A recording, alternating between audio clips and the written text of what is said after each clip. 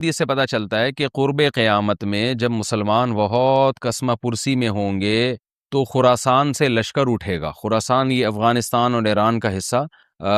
اس علاقے کو نبی صلی اللہ علیہ وسلم کے دور میں خراسان کہا جاتا ہے، جس میں قندھار بھی آتا ہے، ایران کا بھی حصہ آتا ہے اس میں۔ تو یہاں سے لشکر اٹھے گا، مجاہدین لڑیں گے بہت بڑی تعداد میں، دنیا میں جہاد ہوگا کیونکہ مسلمان ظلم کی چکی میں پس کے تنگ آ چکے ہوں گے، اور لڑتے لڑتے حدیث میں آتا ہے اتنی بڑی بڑی لڑائیاں ہوں گی کہ 1/3 مسلمان شہید ہو جائیں گے اس میں، 1/3 مجاہدین جو لڑنے والے ہوں گے، اور 1/3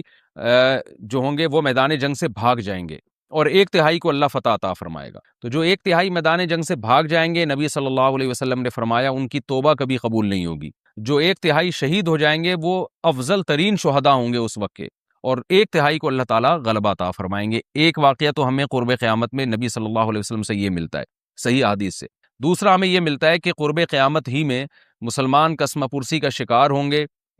تو تلاش کریں گے حضرت مہدی کو، کیونکہ حضرت مہدی وہ شخصیت ہیں جن پہ تمام نیک لوگ جمع ہو جائیں گے اور وہ مسلمانوں کی میدان جنگ میں کمانڈ کریں گے، جہاد میں کمانڈ کریں گے۔ تو ان کو بیت اللہ میں تلاش کیا جائے گا،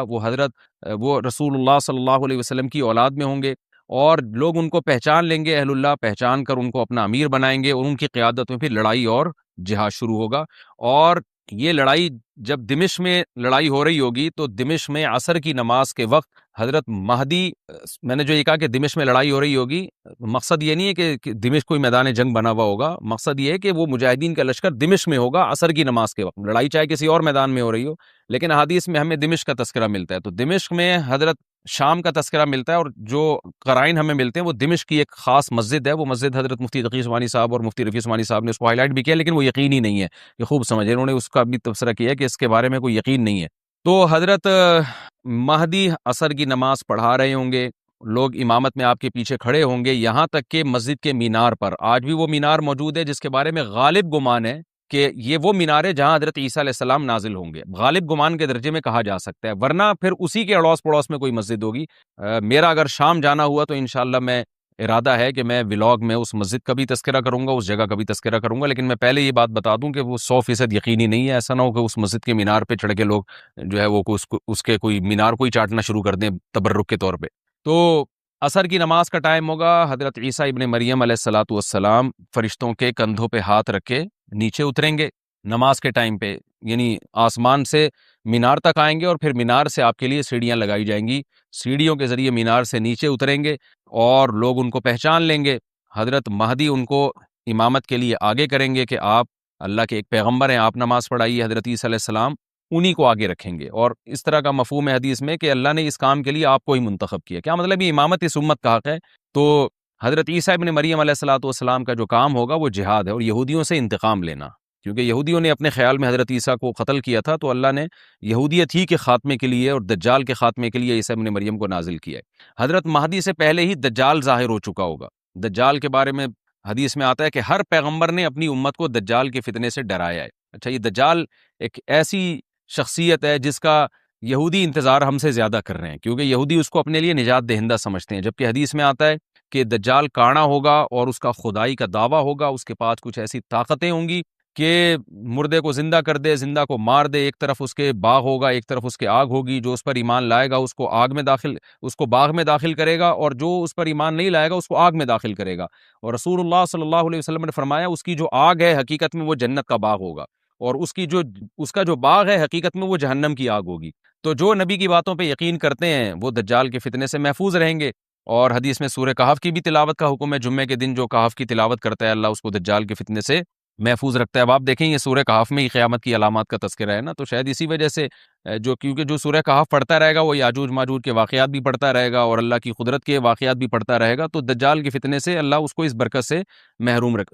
بچا کے رکھیں گے، فتنے سے محفوظ رکھیں گے۔ تو وہ ایسی طاقتیں دکھائے گا، بے وقوف لوگ اس پہ ایمان لے آئیں گے۔ حدیث میں آتا ہے کہ کانا کبھی بھی خدا نہیں ہو سکتا، یعنی اس کی تو ایک آنکھ ہوگی نہیں، لیکن بے وقوف لوگ اس کے یہ کچھ ظاہری کمالات دیکھیں گے، یہ نہیں دیکھیں گے کہ یہ تو شکل بھی اس کی اچھی نہیں ہے، یعنی خدا کم از کم جمال والا ہوتا ہے نا، یہ تو ہے بھی کانا، اور اس کے بڑا بڑا کافر بھی لکھا ہوا ہوگا واضح طور پر، جس سے پتہ چلے گا۔ لیکن احمق اور بیوقوف لوگ جیسے روحانی عاملوں کے کچھ شعبدے دیکھ کر ان پہ سے متاثر ہو جاتے ہیں نا، روحانی عاملوں کے شعبدے دیکھ کے، تو ایسے ہی دجال کے شعبدے دیکھ کے متاثر ہوں گے۔ تو بہت لوگوں کو، خلقت کو، بہت بڑی امت کو گمراہ کرے گا دجال، اہل اللہ کو اللہ تعالیٰ اس کے فتنے سے محفوظ رکھے گا۔ پھر حضرت عیسیٰ ابن مریم جب نازل ہوں گے تو وہ دجال کو قتل کریں گے۔ حدیث میں آتا ہے کہ نیزے کے ذریعے گھوڑے پہ بیٹھ کے قتل کریں گے۔ علماء نے اس حدیث کا دو مطلب بیان کیے ہیں کہ یا تو اس کا مطلب یہی ہے کہ واقعی گھوڑے پہ بیٹھیں گے، نیزہ استعمال کریں گے، اور زمین جو ہے وہ اتنی پہلے اس سے جنگیں ہو چکی ہوں گی کہ لوگ دوبارہ تلواروں گھوڑوں کی طرف آ جائیں گے۔ اس بات کا امکان ہے،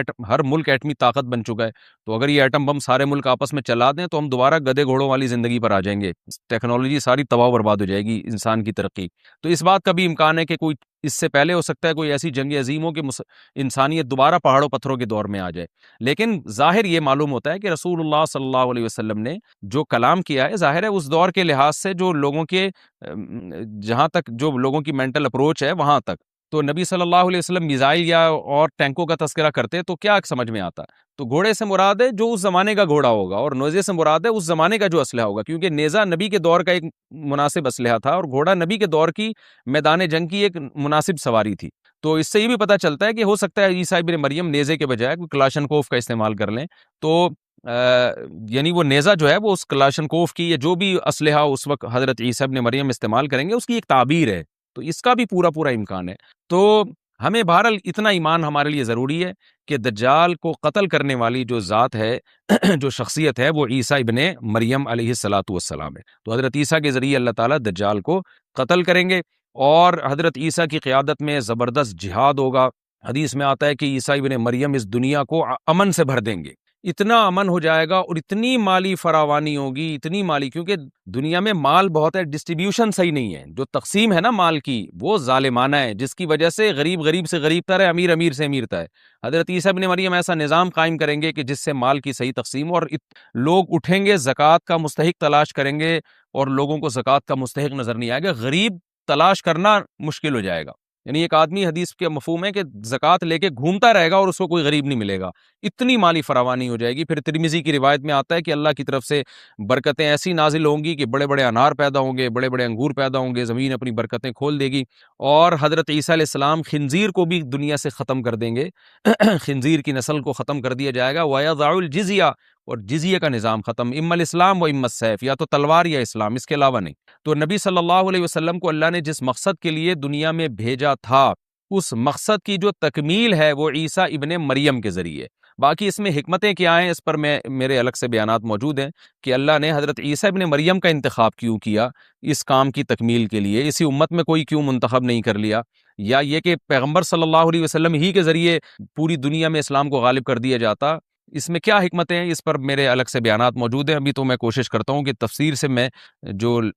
ٹو دا پوائنٹ بات ہے اس سے یہاں اس لیکچر میں نہ ہٹوں۔ تو اسی وقت میں حضرت عیسیٰ ابن مریم اس کو یاجوج ماجوج کو قتل کریں گے اور دنیا انصاف سے بھر جائے گی، اور اللہ تعالیٰ نے جو پیغمبروں کو دنیا میں بھیجا تھا اس کا مقصد کیفیت اور کمیت دونوں لحاظ سے حاصل ہو جائے گا۔ اس کے بعد پھر آہستہ آہستہ دنیا میں زوال شروع ہوگا، اور پھر جب پوری دنیا کے لوگ زوال کا شکار ہوتے ہوتے کفر کی طرف جائیں گے، گناہوں کی طرف، اور حدیث میں آتا ہے جب تک ایک شخص بھی اللہ کا نام لینے والا ہوگا اس دنیا پر قیامت نہیں آئے گی، یہاں تک کہ آخری شخص جب دنیا سے اٹھے گا جو اللہ کا نام لیا کرتا تھا، تو اس کے بعد اللہ تعالیٰ سور پھونکیں گے، جبریل کو حکم دیں گے سور پھونکنے کا، اور اس دنیا کو تباہ و برباد کر دیا جائے گا۔ تو آگے قرآن کہتا ہے وَنُفِخَ فِي الصُّورِ، اور پھر سور میں پھونکا جائے گا، فَجَمَعْنَاهُمْ جَمْعًا، پھر ہم ان تمام انسانوں کو جمع کر دیں گے، وَعَرَضْنَا جَهَنَّمَ يَوْمَئِذٍ لِّلْكَافِرِينَ عَرْضًا، اور قیامت کے دن ہم جہنم کو یومئذ، جس دن ایسا ہوگا یعنی جس دن سور پھونکا جائے گا، یہ دوسرا سور مراد ہے،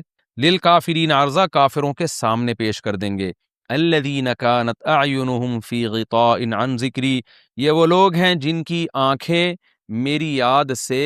پردے میں پڑی ہوئی تھیں، یعنی میری یاد کی چیزیں ان کو نظر ہی نہیں آتی تھیں، غفلت میں پڑی ہوئی تھی جن کی آنکھیں، وَكَانُوا لَا يَسْتَطِيعُونَ السَّمْعَ، اور یہ سننے کی صلاحیت بھی نہیں رکھتے تھے، نہ حق بات سنتے تھے نہ حق دیکھتے تھے، بس اپنے خواہشات کی جو چیزیں ہیں وہ ان کو اچھی لگتی تھیں اور وہی ان کو سمجھ میں آتی تھیں۔ تو یہ ہمارا رکوع الحمدللہ کمپلیٹ ہو گیا۔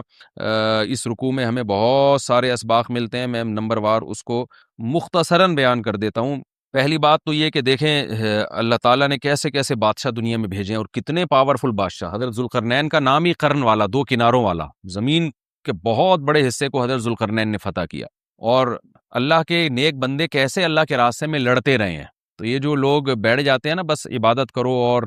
لڑائی وڑائی اسلام میں ہے ہی نہیں، یہ دنیا میں کوئی بھی عقل مند اس نظریے کا حامی نہیں ہوگا۔ تو طاقت اور قوت کی اسلام میں بہت زیادہ اہمیت ہے۔ اس سے ہمیں یہ بھی پتہ چلتا ہے کہ اپنے ملک کی، خاص طور پر اسلامی ملک کی جو فوجی قوتیں ہیں، جو فوجی طاقتیں ہیں، ان کی ہمیں قدر کرنی چاہیے، کیونکہ اگر کوئی بھی ملک عسکری لحاظ سے کمزور ہو جائے، کیونکہ اللہ تعالیٰ تو جو عسکری لحاظ سے طاقتور قومیں تھیں، اللہ نے ان کا کتنا تذکرہ کیا، ہاں وہ اللہ کے باغی نہ ہو، تو اسلامی ملک میں کوئی بھی اسلامی کنٹری ہے، چاہے سعودی عرب ہے، چاہے پاکستان ہے، چاہے ترکی ہے، کوئی بھی اسلامی کنٹری ہے، اس کی فوج کی قدر کرنی چاہیے، کیونکہ اسی کی وجہ سے ملک کا بارڈر محفوظ ہوتا ہے۔ اگر مسلمان عسکری لحاظ سے کمزور ہونا شروع ہو جائیں تو کافر ہمیں گاجر مولی کی طرح کاٹنا شروع کر دیں، اسلام دشمن قوتیں ہمیں کھا جائیں، ختم کر دیں ہمیں کھا کے۔ تو نیک قوتوں کو اپنی بقا کے لیے ہمیشہ سے ایک اسلحے کی اور طاقت کی ضرورت رہتی ہے، اس کی اہمیت اسلام میں بہت زیادہ ہے۔ موسیٰ علیہ الصلوۃ والسلام کے بعد کتنے بڑے بڑے جنگی کمانڈر پیدا ہوئے، ذوالقرنین کا اللہ نے کیسا تذکرہ کیا، ذوالقرنین کی عبادت کا کہیں بھی تذکرہ نہیں، حالانکہ وہ بڑے عبادت گزار بھی تھے۔ داؤد علیہ السلام کی عبادت کا تذکرہ بھی ہے، ان کی تلوار اور طاقت کا تذکرہ بھی ہے۔ تو اللہ تعالیٰ جہاں عبادت کا تذکرہ کرتے ہیں تو طاقت اور قوت کا بھی تذکرہ کرتے ہیں، اس سے عسکری لحاظ سے اپنے آپ کو مضبوط کرنے کی اہمیت کا ہمیں پتہ چلتا ہے کہ اسلام میں اس کی بڑی اہمیت ہے۔ کسی بھی اسلامی ملک کی فوج کا مورال کسی بھی لحاظ سے ڈاؤن نہیں ہونا چاہیے، اور عسکری لحاظ سے وہ کسی بھی لحاظ سے کمزور نہیں ہونی چاہیے، اور اس کو چاہیے کہ اعدوا لهم ما استطعتم من قوہ پر عمل کرے، کہ قرآن کہہ رہا ہے روز بروز اپنی طاقت اور قوت میں اضافہ کرنے کی کوشش کرو۔ اس سے مسلم قوم کو کبھی بھی غافل نہیں ہونا چاہیے، اور کوئی بھی ایسا کام جس سے مسلمان قوتیں اور طاقتیں کمزور ہونا شروع ہو جائیں، اس کام سے ہمیں بچنا چاہیے۔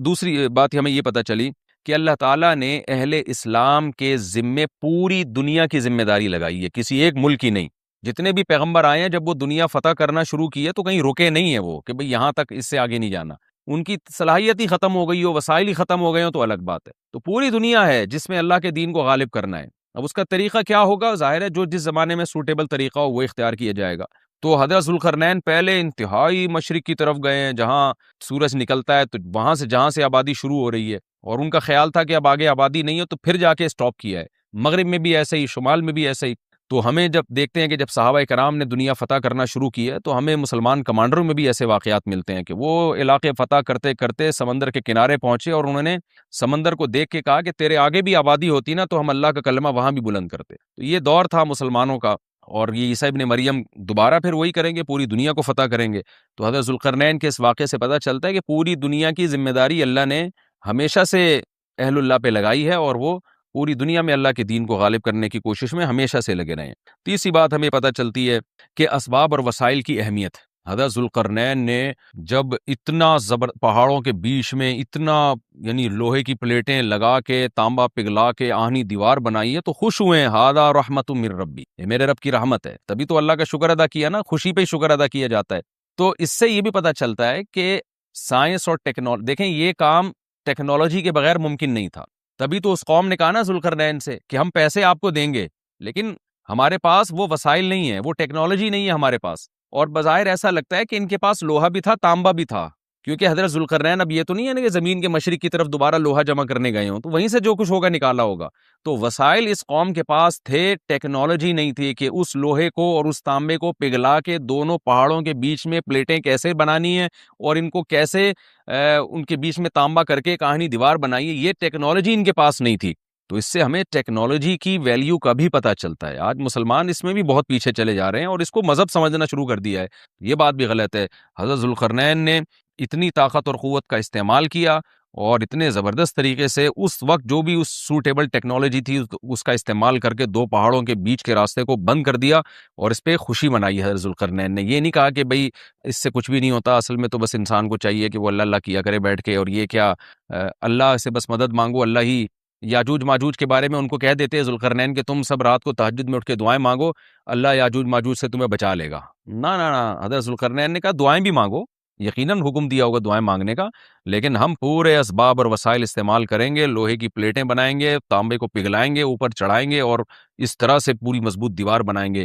آج مسلمان ہاتھ پہ ہاتھ رکھ کے بیٹھ گیا ہے، اور وظیفوں میں اور جو ہے بس وہ چند صبح شام کے وظیفے پڑھ کے وہ سمجھتا ہے کہ ساری دنیا کے سارے مسائل کا حل اس سے ہو جائے گا۔ ایسا نہیں ہے، آپ کو بہت زیادہ ترقی کرنی ہے، بہت زیادہ اسباب و وسائل میں آپ کو غیر مسلموں سے آگے نکلنا ہے، جیسے کہ قرون اونا کے اولا کا مسلمان نکلا تھا، تبھی اللہ نے اس کے لیے دنیا میں فتوحات کے دروازے کھولے تھے۔ تو اللہ ہمارے لیے فتوحات کے دروازے جبھی کھولے گا جب ہم عبادت کے ساتھ ساتھ سائنس اور ٹیکنالوجی کے میدان میں بھی آگے بڑھنے کی کوشش کریں۔ اور ہمیں قرب قیامت کی علامتیں بھی اس رکوع میں پتہ چلتی ہیں۔ ہمارا رکوع کمپلیٹ ہوا۔